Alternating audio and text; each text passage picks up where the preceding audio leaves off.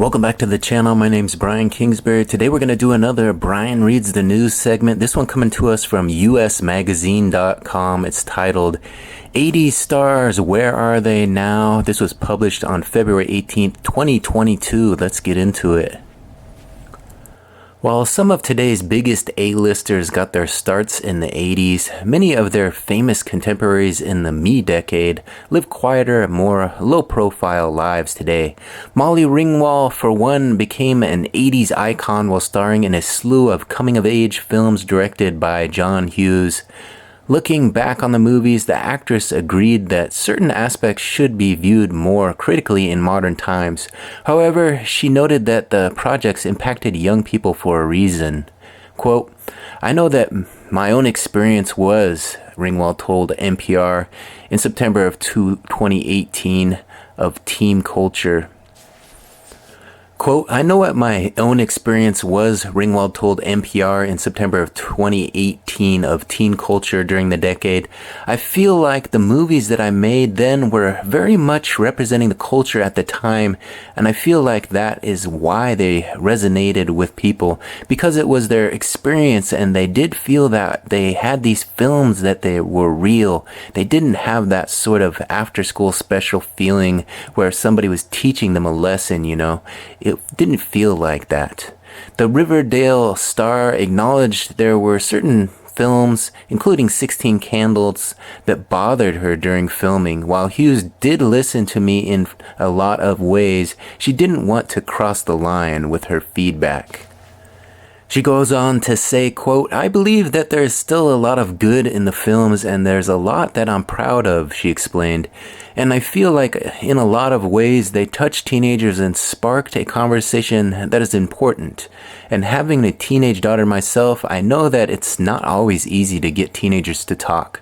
But these films sort of break through that. You know, there's something that really touches teenagers, especially the Breakfast Club. I feel like sort of gives them permission to talk about their feelings, said that teenagers' feelings really matter." And I think that's a really powerful message, and for that reason, I really love it. Pretty in Pink, I love my character. I think that she's a strong woman. I'm very proud of the choices that she makes. The decade catapulted not only familiar actors, Patrick Dempsey, Rob Lowe, Matthew Broderick, but also musicians including Madonna, George Michael, and Cyndi Lauper. From Tom Cruise, who bravely donned tighty-whities in Risky Business, to the boys and girls of the Brat Pack. Scroll through the gallery below to see which stars got their big breaks during the 80s and find out what they ended up doing. First up was Ricky Schroder. Schroder was only 12 years old when he landed the lead role in the 80s TV sitcom Silver Spoons. He later starred on Lonesome Dove, NYPD Blue, Scrubs, and 24. Up next is Ali Sheedy, another core member of what was known as the Brat Pack. After making her film debut in 1983's Bad Boys, Sheedy went on to star in War Games, The Breakfast Club, St. Elmo's Fire, Short Circuit, and later TV series Psych. Up next is Judd Nelson. The Nikita actor gained fame when he starred as the rebel John Bender in The Breakfast Club and Alex Newberry in St. Elmo's Fire, cementing his place in the Brat Pack pantheon. Nelson later appeared in TV series like CSI, Psych, and 2.5 Men. The actor also released 4 books to Amazon's Kindle. Up next is Molly Ringwald. John Hughes' leading lady, the redhead starred in 80s flicks 16 Candles, The Breakfast Club, and Pretty in Pink, making her the de facto queen and of the so-called Brat Pack. Ringwald went on to star on The Secret Life of the American Teenager and Riverdale. In 2022, she appeared in Dahmer Monster, the Jeffrey Dahmer story. Up next is Andrew McCarthy. McCarthy joined fellow 80s Brat Pack stars in St. Elmo's Fire in 1985 and Pretty in Pink in 1986. He then starred in classics such as Mannequin and Weekend at Bernie's. Later, the actor transitioned to TV, appearing on Lipstick Jungle, White Collar, and Royal Pains, and directing episodes of The Blacklist and Orange is the New Black. In 2022, he joined the cast of Showtime's medical drama The Resident. Up next is Emilio Estevez. Charlie Sheen's older brother, Estevez grew up with the fellow 80s actors Sean Penn and Rob Lowe and was also a member of the Brat Pack after starring in The Breakfast Club, St. Elmo's Fire, and The Outsiders. He went on to star in the 1992's The Mighty Ducks and reprised his role for one season of the Disney's Revival series, which debuted in 2021. Up next is Madonna. The Grammy winner and Queen of Pop rose to fame after releasing her first album in 1983 and pushing boundaries with her early music videos. She continues to drop hits decades into her music career.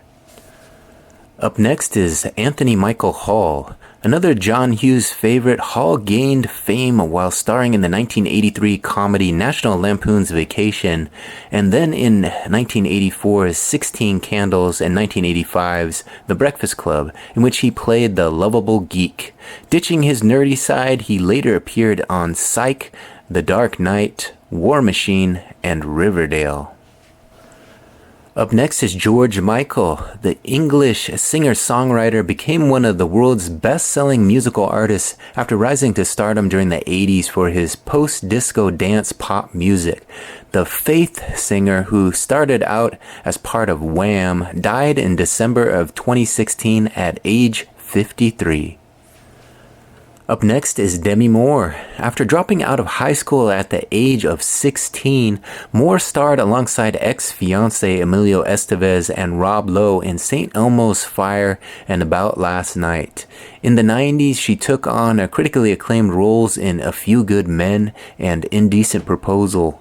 The actress, who was once crowned the highest-paid woman in Hollywood, later appeared in Charlie's Angels, Full Throttle, Margin Call, and Empire, and released her memoir Inside Out in 2019. Next up is John Cusack. Before taking on broader roles in flicks such as True Colors and The Grifters, Cusack starred in 80s teen movies Better Off Dead, The Sure Thing, One Crazy Summer, and 16 Candles. He has since appeared in Must Love Dogs, 2012, and Lee Daniels' The Butler. In 2014, he portrayed Brian Wilson in the critically acclaimed biopic Love and Mercy. Next up is Alyssa Milano. Milano portrayed Samantha Maselli on Who's the Boss from 1984 to 1992. The actress then nabbed leading roles in Charmed, Mistresses, and Insatiable. As an activist, Milano is known for her role in the 2017 Me Too movement. Up next is Tom Cruise. Still one of Hollywood's biggest, highest paid stars, Cruise landed a small role in The Outsiders in 1983, starring alongside fellow up-and-coming 80s stars Matt Dillon, Patrick Swayze, and Rob Lowe, before landing the leads in classics of the decade like Risky Business and Top Gun. His later credits include Mission Impossible, A Few Good Men, Jerry Maguire, Eyes Wide Shut, Jack Reacher, Edge of Tomorrow, and Top Gun Maverick. Up next is Rob Lowe. Growing up alongside high school pal Emilio Estevez, Lowe also starred in The Outsiders and St. Elmo's Fire. The handsome actor's roles granted him an association with the Brat Pack. Lowe went on to continue his acting career with TV roles in Parks and Recreation, The West Wing, and Brothers and Sisters. Next up is Cyndi Lauper. Girls Just Want to Have Fun. The pop icon released her first solo album, She's So Unusual, in 1983. The Time After Time singer later earned a Grammy for her Best New Artist in 1985. Lauper went on to compose music for Broadway musical Kinky Boots, for which she won a Tony Award. Up next is Kevin Bacon. 6 Degrees of Kevin Bacon. The actor became a household name when he took on the iconic role of Ren McCormack in 1984's Footloose. He has since starred in A Few Good Men, Apollo 13, Mystic River, The Following, and City on the Hill. Up next is Patrick Dempsey. Before he became McDreamy, Dempsey won over hearts in 1987's Can't Buy Me Love, in which he portrayed a nerdy outcast who secretly pays a popular girl to date him. He later went on to star in box office hits such as Valentine's Day, Maid of Honor, Transformers, as well as Grey's Anatomy. Up next is Matthew Broderick. Bueller?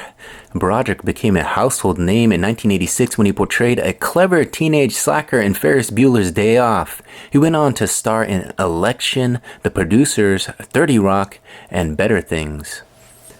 Up next, we're going to talk about Michael J. Fox. The Canadian actor found success and won numerous Emmys with an NBC sitcom Family Ties, which aired from 1982 to 1989.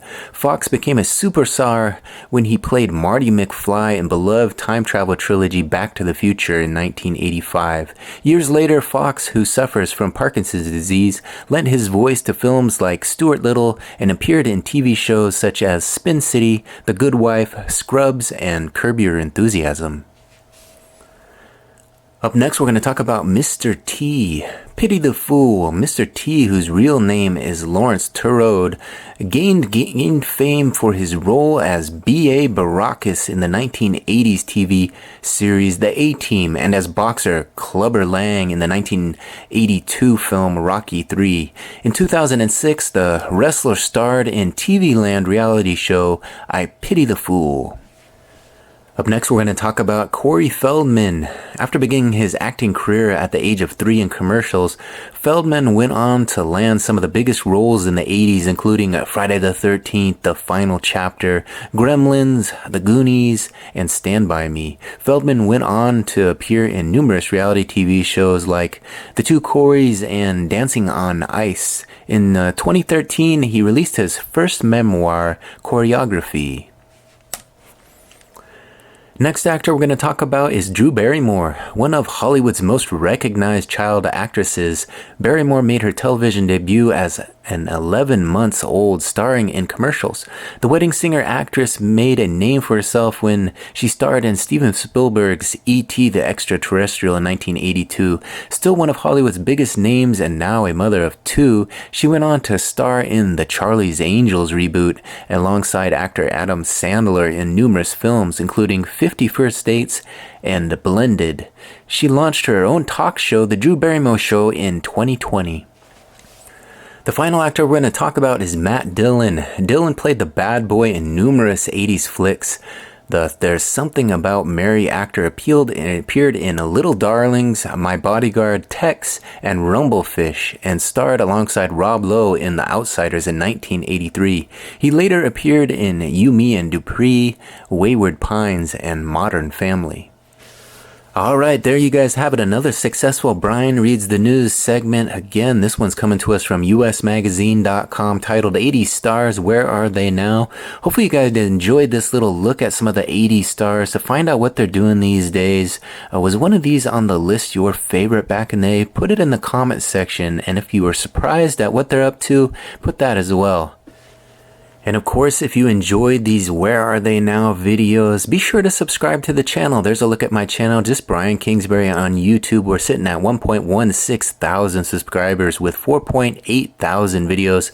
So there's plenty for you to go up there and watch. Go on up there, hit that subscription button, watch a few videos, and don't forget to hit that thumbs up button. Go ahead and like this video while you're thinking about it right now. Hit that big thumbs up button and get this in front of a few more eyes. I thank you for watching this one to the very end. We'll see you on the next one. Bye.